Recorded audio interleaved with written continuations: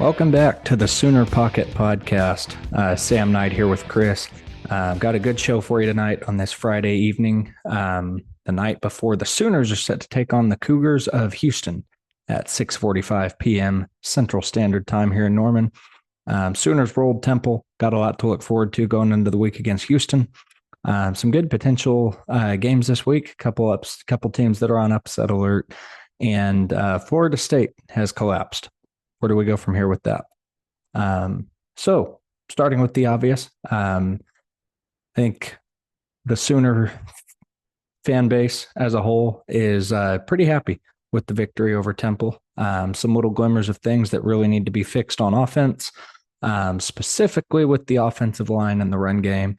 But overall, 51-3, it's hard to be too upset with that. Yeah, we definitely have an SEC ready fan base because we beat a team by 48 points, and all Sooner Nation's been able to look at is the negative. But I really liked what I saw with Deion Burks. He's a heck of a wide receiver. I liked what I saw with Taylor Tatum.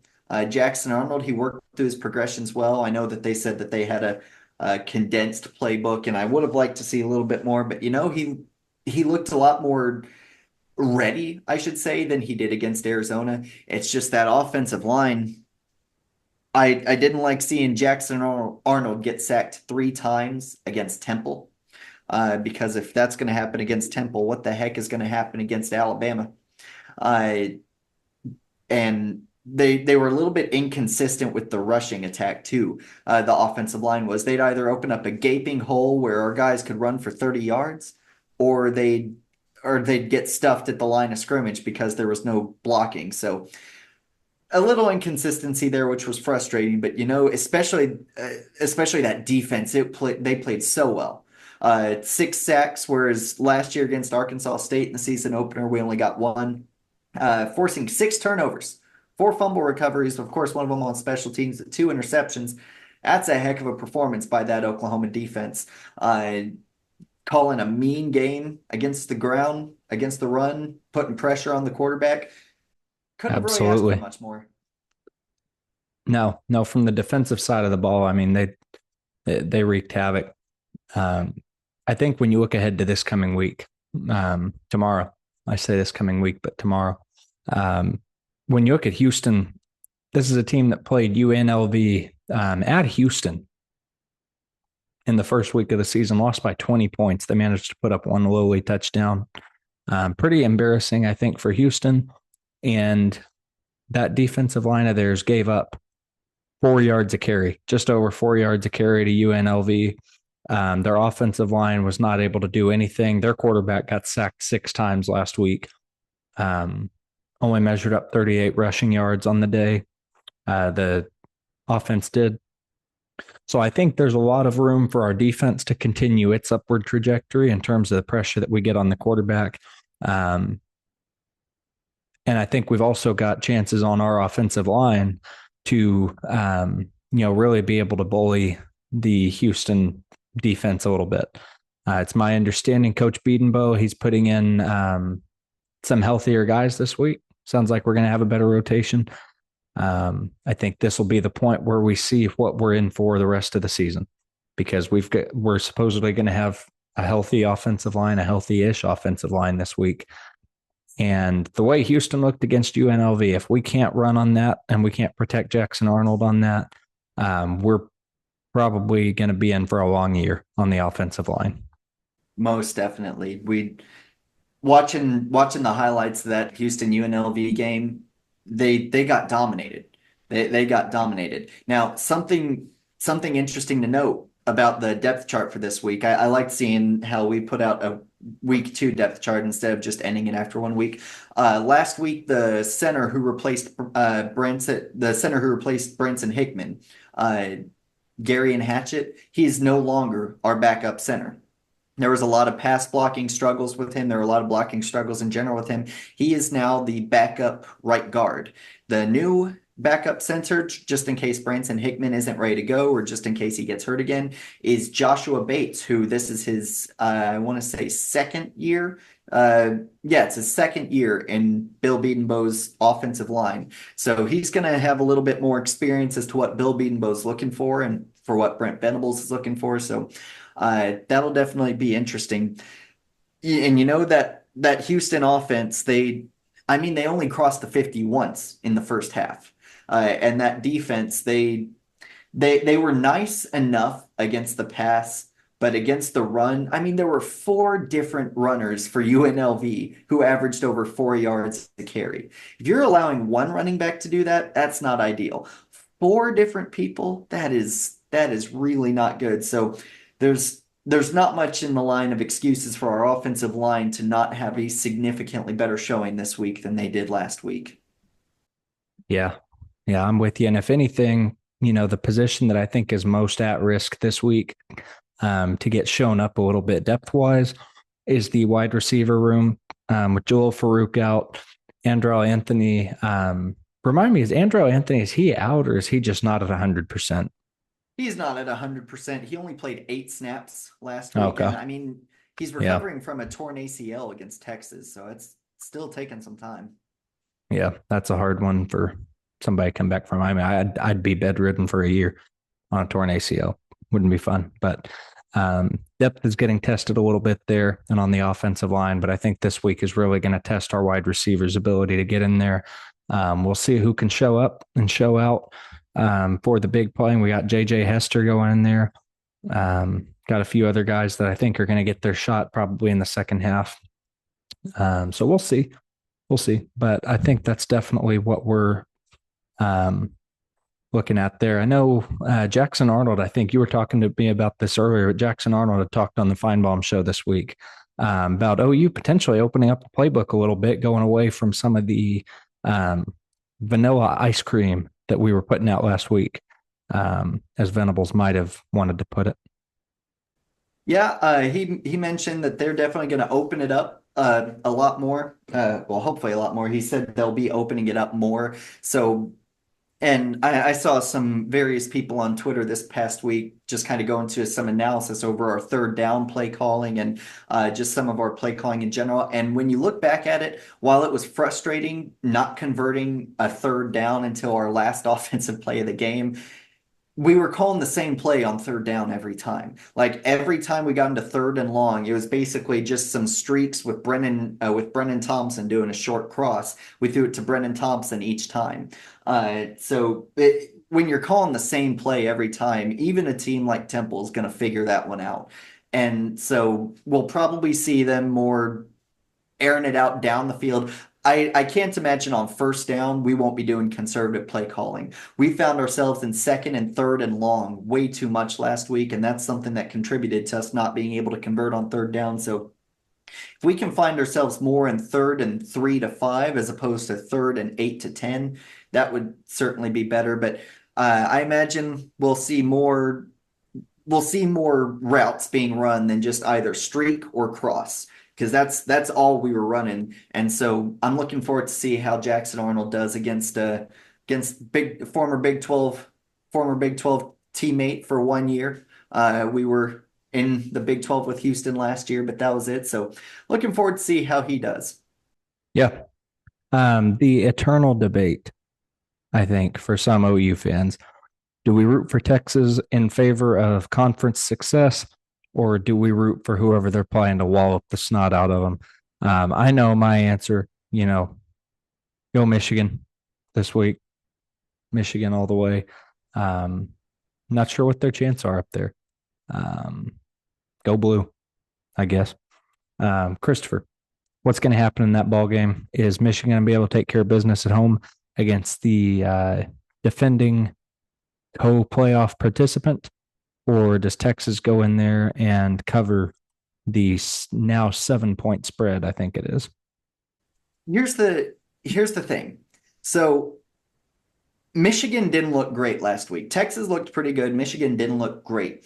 But I've been watching that Sign Stealer documentary this week, and of course, it covered the 2023 Michigan season when they went undefeated and won the national championship. Their offense didn't look great a lot of last year either. I mean, like, yeah, they beat Michigan State 49-0, but there were a lot of games, like against Indiana, they didn't score too much. There were a lot of games where they were only putting up 28, 35 points against teams that you'd expect a high caliber team to put up 60 against. It was that defense that was just so lethal for them. And that defense, they had a couple misses against Fresno State, but Fresno State is a team with a consistently good offense. They're putting up top 20, top 30 offenses almost every year.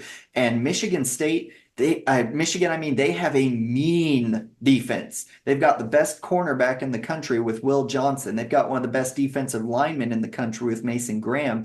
They have an elite defense. So any issues they might have offensively, their defense, I'm sure, can make up for. Quinn Ewers, the thing with the Texas offense is they do a lot of deception. They aren't exactly a tough blue collar team where they just want to run it right through your face. A lot of their offensive success is you just having no idea where the ball is going. There's motion going all over the place. Half the passes are thrown at the line of scrimmage. So if Michigan can play disciplined football on defense and just score a few times on offense, I think they have the potential to dominate Texas. But if Michigan gets fooled by that Steve Sarkisian offense, if they have no idea what's coming, it could very easily get very ugly for Michigan. I am never going to be one to chant SEC. Just not going to happen. The way I see it is if other teams in my conference are doing well, that means my team isn't. And I don't like that. So I'm chanting Go Blue. I'm going to learn every word of the Michigan fight song tonight. I'm going to do whatever I can to cheer on the Wolverines. I will never, ever root for Texas. It could be Texas versus someone else in the national championship. I'm going for that someone else. I cannot root for Texas in any scenario. I'll tell you, one of the weirdest parts about the whole thing to me is the fact that Sharon Moore is coaching without a contract right now. Yeah, well, what were they doing in that picture where when he was announced the head coach back in January and he's signing a document? Man, they were acting. I don't know what he was signing. His McDonald's order, maybe? Yeah, something like that. I don't know if it was an agreement for him to take over as head coach and principal pending further discussions or what it is. I don't know how the contracts up there work at that level, but really weird to me that you would go into a season like this that's as pivotal as this one is for Michigan, where they are changing head coaches. They offloaded a ton of their championship roster. As good as Michigan was last year with all the turnover they had, staff level and player level, this is a rebuilding year for Michigan. It's their chance to rebuild quickly, show that they're still relevant in the national conversation, go out and try to beat Ohio State again, and try to get back to the playoff, or to say, it's going to take another year or two and pull out maybe an 8-9 win season, and see what happens from there. So that'll be interesting. Myself, I think Michigan is very good at what they do. Their offense, it's a forceful offense a lot of times, pretty weak in that first week, honestly. And their defense is one that stays focused, stays tuned in during the games. But the amount of turnover they've had, combined with the fact that Texas is coming in with a quarterback and offensive coordinator combo that's been consistent for 3 seasons now. A lot of talent still on their roster. Head coach is moving upward at this point in terms of his reputation and stuff. I think this one is close early, and I think Texas probably covers at least double the spread by the time the game is done. That game, I'm honestly projecting about a 45-21 or 45-24 victory for Texas, which is very sad. It's going to be very sad for me to watch Texas win to start the day, because no good day starts with a Texas victory ever. Not up here anyway in Oklahoma. But and And I just looked, I misrepresented Michigan for a second. So against Indiana last year, they did win 52-7. But their first four games of the season, they played East Carolina, UNLV, Bowling Green, and Rutgers. Their highest scoring game in that four game span, again, East Carolina, UNLV, Bowling Green, and Rutgers, they scored 35 points against UNLV. The final score of those four games were 30-3, 35-7, 31-6, 31-7. Texas, they they last year they really struggled when they went up against good defenses. They found that their playbook was very well known very early and they had to adjust. And in both games last year where they trailed at any point in the game, they lost. I get what you're saying about Texas. I don't think their offense is as good as it's hyped up to be. We haven't seen, well, we have seen Quinn Ewers go up against an elite, I wouldn't even say an elite defense, but a really good defense maybe two or three times. And each time he was not very good. Like Alabama, he looked pretty good against their defense, but their defense was terrible the first few games of last season. Oklahoma's defense was a lot better, and first nine throws of the game, he throws two interceptions. Against Washington, I wouldn't even say they had a great defense, but he really struggled until the second half of that game. And so I don't think he's going to know what to do against that Michigan defense. They are such a tough physical team. And with the amount of talent they have on that defense, if Texas wins, I can't see them winning by more than one score. I'm not confident in Texas's ability to win. But if they do, I can't see it being by more than one score. It's just that Michigan defense is too good. They are a unit. So before I move forward into my next one, I want to call out an interesting stat right now, just on the subject of good offenses. You remember last year, SMU, they had one of the top offenses in college football.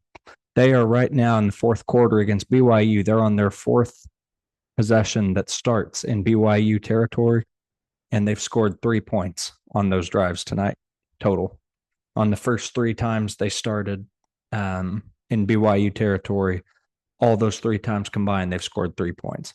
BYU leading right now 15-12 with about 9 minutes to go in that one. Going to be interesting.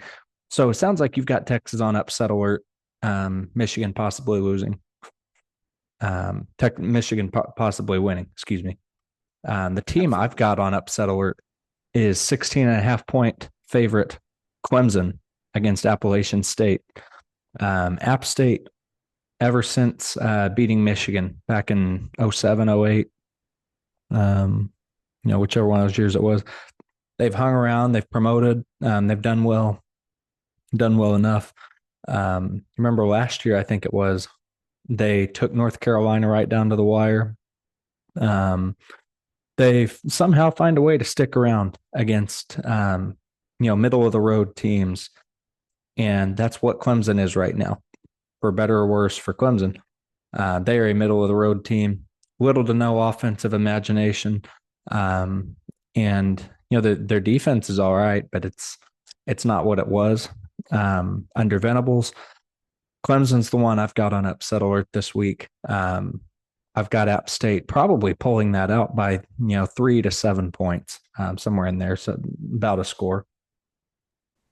Yeah, I could see that. App State, they've been a consistent team over the last few years. And yeah, I remember that game. I can't remember if it was 2022 or 2023, but it was when there were like 6 touchdowns scored in the last 3 minutes of the game, App State versus North Carolina. And ironically enough, it was a former Clemson quarterback who was the quarterback for App State in that game. Team I've got on upset alert this week, I've got Texas, on upset alert. But other than that, I'm going to go with Oklahoma State. Arkansas, they have an offense again. They scored 70 points last week. They are going to Boone Pickens Stadium to play the 16th ranked Oklahoma State Cowboys. But Arkansas, something that we've learned about Sam Pittman's squad is that for big games, he shows up. They lose the games that they should be winning, but like the games against Alabama, he's kept it close all the way down. He obliterated Texas back in 2021. I I think Mike Gundy, he's a little bit overdue for a poke choke. And so I've got the Arkansas Razorbacks upsetting the Oklahoma State Cowboys this week. Oklahoma State currently a 10-point favorite. See how it goes, man. We'll see how it goes. I know Oklahoma State last couple of years has started off their seasons not great, not looking great against the inferior opponents. And this year, they took South Dakota State to the woodshed a little bit, which I'm sure for the Polk fans was really good to see. Getting back to OU and Houston before we wrap up here, your final score prediction on the game. I've got the Sooners carrying another dominant win, much in the same fashion as Temple. I think we're going to probably give up 1, maybe 2 field goals, probably late in the game. I've got a 63-6 win for the Sooners. Excuse me. I've got Oklahoma winning 52-10.